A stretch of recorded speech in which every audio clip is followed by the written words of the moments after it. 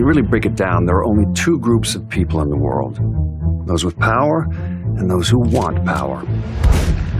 Take your hypothetical overworked, underpaid cab driver in Lost Heaven who finds himself on the payroll of a prominent crime family. Where to? Anywhere. Fast. Suddenly, we're not talking hypotheticals, but about Tommy Angelo and his work for the Salieri crime family.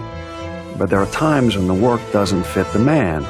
Take when Tommy cornered Salieri's man, Frank Coletti. Frank, the Don sent me. Coletti'd gotten pinched and became a federal informant, and, no surprise, Salieri wanted him in the ground, pronto. Coletti told Tommy he did what he needed to do to protect his family, and there was something about his story. The wife, the kid. It hit home for Tommy, and Coletti walked. When Salieri found out, he ordered a hit on Tommy, and that's when Tommy Angelo did what was best for his own wife and kid, entered witness protection.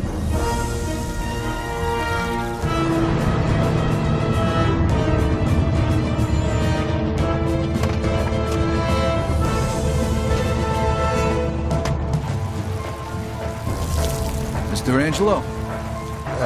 Yes? Mr. Salieri sends his regards. You saw this type of thing happen again in Empire Bay years later. Different circumstances, different people, but consistent.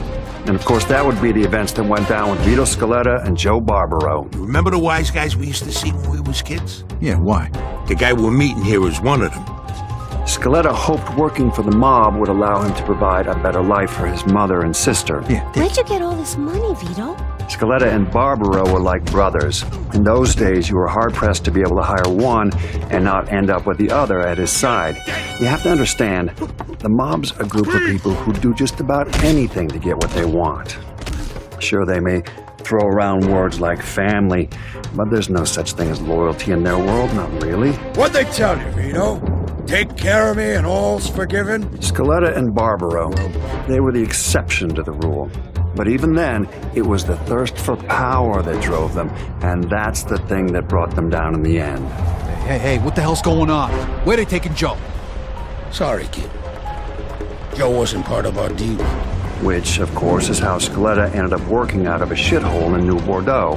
Now, you could make a compelling case that without Scaletta, you'd have never had New Bordeaux's own crime boss, Lincoln Clay. Lincoln was born with nothing. Essentially, grew up with nothing. That is, until he met Sammy Robinson. In Lincoln, he was forever bonded to Sammy and his brother Ellis. And despite of all the crimes he committed, I have no doubt he'd have laid down his own life for either one of them. No question. He lost everything that mattered most to him in the Night of Blood, save for his friendship with a morally bankrupt CIA agent. Point is, Lincoln Clay brought down the entire infrastructure of the mob in New Bordeaux, built up his own thing to take its place. Even still, what he did wasn't motivated by business. It was all about his family. I'm here to make you pay for what you did to Sammy and Ellis Robinson. These men were fully aware that what they were doing was wrong, so redemption's not a possibility here. Let me see your hands. But what I will say is when forced to make a choice between organized crime and the people they cared about most, these men chose family. Every time. Of course, as long as you've got people who are willing to steal, maim, torture, and murder to get ahead, you're never getting rid of the mob.